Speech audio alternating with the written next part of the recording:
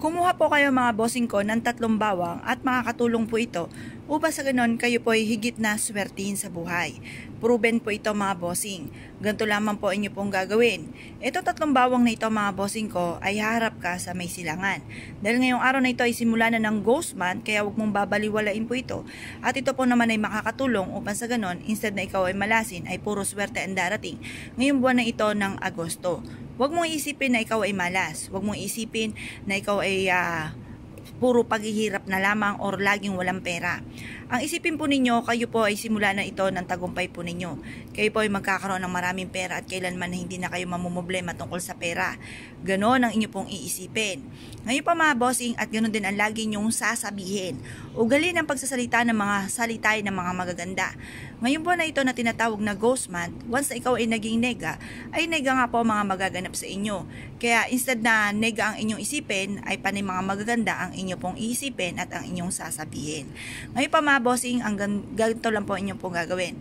Harap kayo sa may silangan ng mga bandang alas 7. Kumuha ka mga bossing ko ng mga sariwang bawang, kagaya po nito mga bossing, 3 piraso lamang. Ngayon pa mga bossing, yung balat nito, pwede nyo pong ipon-ipunin. At pagtapos ay gawin yung pagpapausok, pwede rin po yun. Or kaya ito namang pinakasariwa ng ating bawang, ay harap ka na sa may silangan ng mga bandang alas 7 at mag-wish po kayo.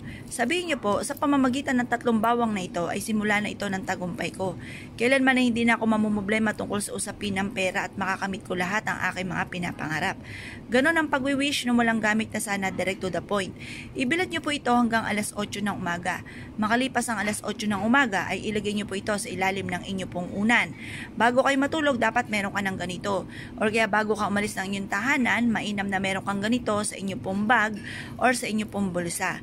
Ang dulot po nito ay napakaswerte.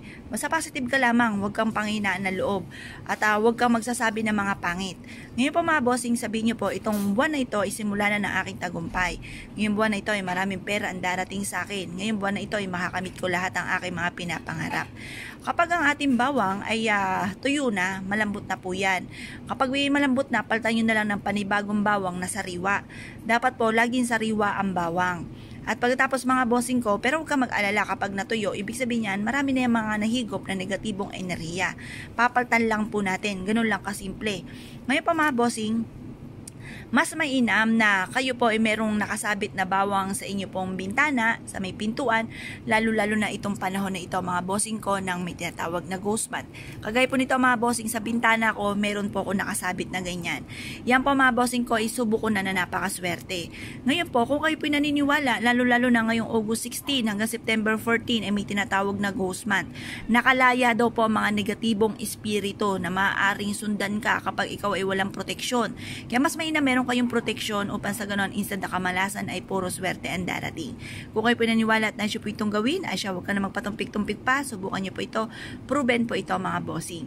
Kaya kung kayo pinaniwala, good luck po sa inyo po lahat.